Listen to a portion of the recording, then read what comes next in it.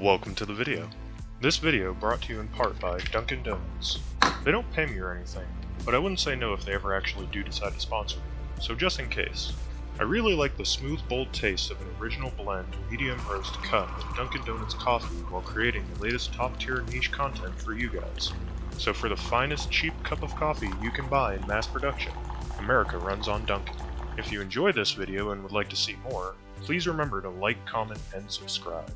This video is combining two things I have an interest in: pop culture media and historical scenarios.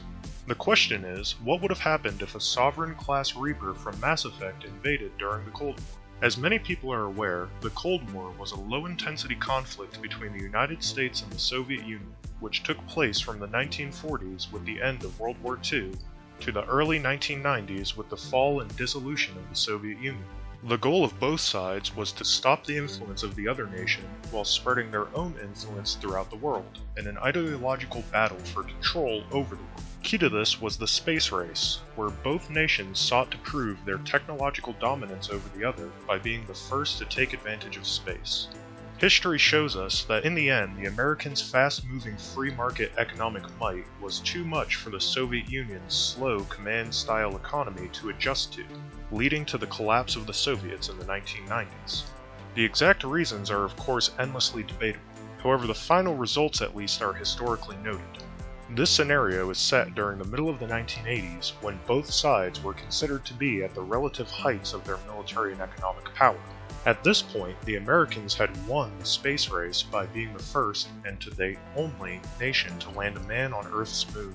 Despite many space advances that were led by the Soviets, costs had made any further goals to extend the race, such as landing on the planet of Mars' surface, beyond reach. Both nations had the proven ability to at minimum launch at least nuclear-tipped weapons into space by this point, meaning they could at least try to hurt any orbiting Reapers if need be. Next, we will focus on the Reapers itself. Reapers are a race of advanced artificial intelligences that are created from the harvested species of the most advanced society of the Milky Way galaxy in the game Mass Effect. They appear in a roughly 50,000-year cycle, waiting for the races of the galaxy to become advanced enough to create the next generation of Reapers, before culling the galaxy to make way for the next generation of organics. The Reapers were created as a solution to the repeated problem of AI overthrowing their organic creators. The only solution they could come up with was to turn the organic races into an AI archive of their species. Reapers are a gestalt consciousness made up of the minds of the millions of organic races that were harvested to create them.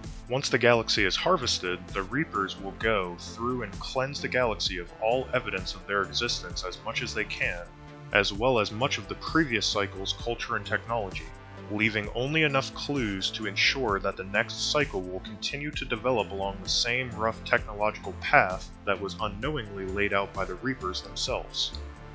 One Reaper from the fleet stays behind while the rest retreat to dark space to hibernate.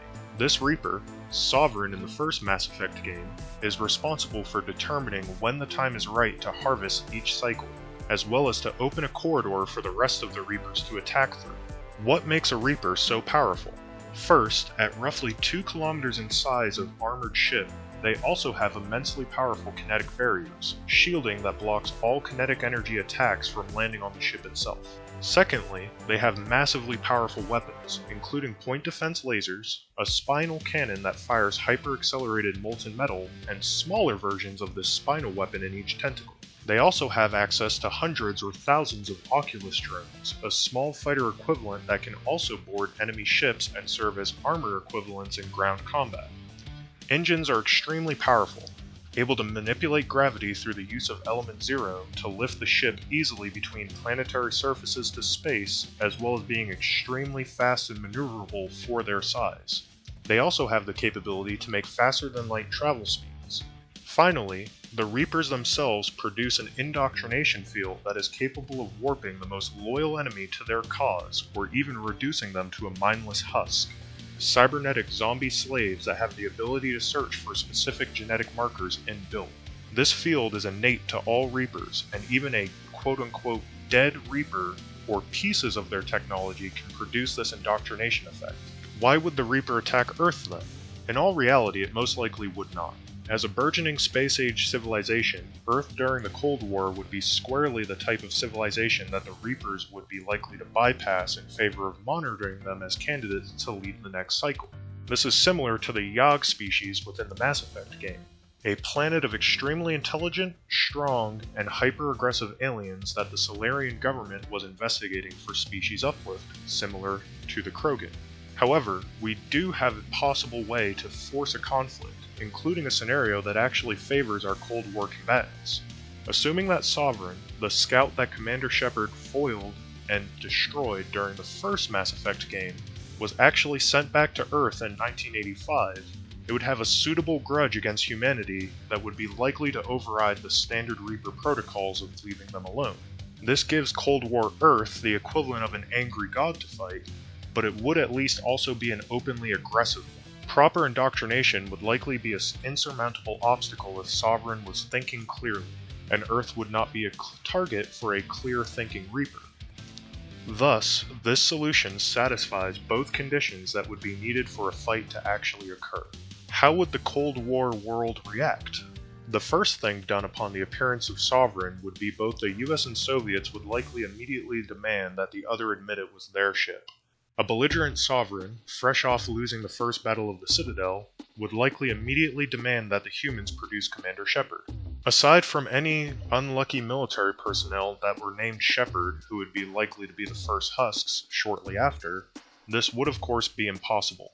Since Shepard could not be produced, Sovereign would likely begin its attack by launching any Oculus drones it has, though it's important to note that Sovereign was not known to carry any, and landing on the surface to begin its search for Shepard. In the Mass Effect universe, the Reapers make their capital on Earth in London, England. As an isolated, high-population island, this would make sense for Sovereign as well, since he would need people to begin conversion into Husks to give himself a ground force to actually search the Earth.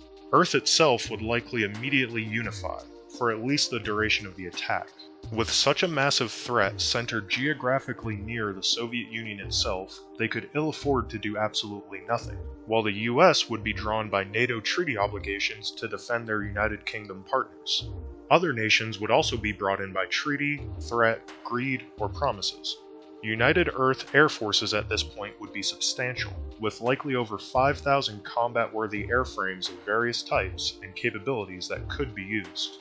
Transport and support craft would likely number over 10,000. If Sovereign does have and use Oculus drones, it is likely they will be whittled down a substantial degree due to their lack of shielding, since they rely on armor instead, though likely at the cost of a huge proportion of the United Earth Air Forces.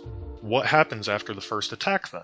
Given London's population of roughly 6.5 million people in 1985, it is likely Sovereign would soon have an exceptionally large ground army very quickly. Due to his transport capacity and speed, he could take those troops and land them practically anywhere in the world within hours. What target would be up in the air?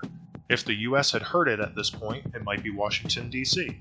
If the Soviets had heard it, it could be Moscow, or it may simply move over to the next largest city in the UK and continue to build its forces. Assuming it continues and ignores humanity's efforts, around this time, the first ground forces should be landing in the UK. It is extremely unlikely that Soviet ground relief forces would be welcomed into London, so this would likely be NATO allies only. Due to the unshielded nature of Husks, even the light tanks and infantry fighting vehicles available via air transport would likely prove highly effective in keeping them out of melee range and destroying them. However, as the first forces began to also fall to indoctrination, despite any protective gear such as mop gear or any other radiological protection, the forces would likely begin to turn on each other, unsure who to trust. This, combined with the likelihood of the UK government being either wiped out or indoctrinated by proximity to Sovereign, would almost inevitably culminate in approval for a massed nuclear strike. This includes in any other country that launches as well, so if Sovereign goes to the US or Moscow, nuclear strike. In Mass Effect, nukes are considered viable to destroy a Reaper, though extremely inefficient due to their point defense lasers. Suicide nukes from the Turians take out many Reapers during what's known as the Miracle at Palavin in lore. Because of this, a mass nuclear strike from the world powers would likely be able to overwhelm the solitary Sovereign, Damages to the world itself are much harder to predict, since there would be many options for the attack progression before nuclear war would be considered the only option. What would happen after the nukes then? A lot of this depends on the damage from Sovereign and the nuclear strike. Assuming that the Soviets played nice and got along with everyone, they would likely emerge the biggest winners. Their societal system depended on stability and strength, something they would likely have demonstrated a lot of in a successful defeat of Sovereign. Their losses would also be centered in mostly their air power, but so would the rest of the world's, meaning they would have a comparable power balance to pre-war levels. Their ground forces could be nearly untouched in a quote-unquote ideal UK-based scenario, but by playing along diplomatically, they would not be viewed as nearly as large of a threat as they were beforehand, simply due to seeing the power of a Reaper firsthand. The US would also likely be a decent winner. They would have proven why they were a superpower against a planetary level threat.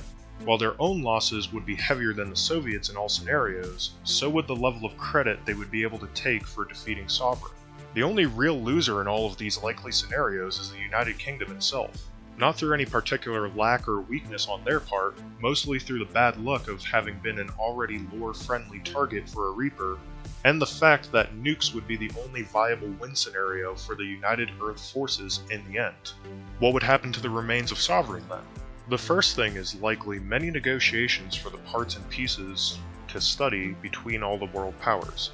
Due to the nature of indoctrination following pieces, as well as any irradiation, a large exclusion zone would likely be set up around any of the remains, with many researchers using remote-controlled robots to study any of the pieces. This would likely result in a new UN or equivalent-based independent research organization where the parts are universally studied and globally data is shared. The US and Soviets would likely both have a hand in leading this organization, sharing both top prestige and continuing their espionage efforts against each other. It would also likely advance human technology as a whole, since Reaper tech is much more advanced versions of the same Prothean technology in Mass Effect lore, and the discovery of Prothean technology from First Contact to First Contact with an alien species was only a decade of study, with the 2148 discovery of Prothean data and ruins on Mars to the 2157 First Contact war with the Turians. With the more advanced Reaper technology, the lower technology level of humans in the 1980s, it is likely that within 50 years it would be possible for a full faster-than-light Systems Alliance-style culture to start to emerge. Additionally, there would be no more Reapers to threaten humanity, given the one-off nature of this scenario, leading to a relatively peaceful expansion following. Cold War-era humanity strongly benefits from the fact that in the Mass Effect universe it is fairly closely based on real-world technology of today, with only one space magic item required in Element 0, something a Reaper corpse has a massive amount of to harvest after it has been destroyed. Thank you for watching, everybody. Again, if you like these videos and would like to see more, please remember to like, comment, and subscribe. And if you have someone you think would really like to see this, please share this video with them. While I'd much rather live in a world where content speaks for itself, this is not the world of current YouTube. With this type of niche content, the only way for people to actually enjoy it that would like to see it is if the viewers like you engage and share with it. Again, thank you for watching.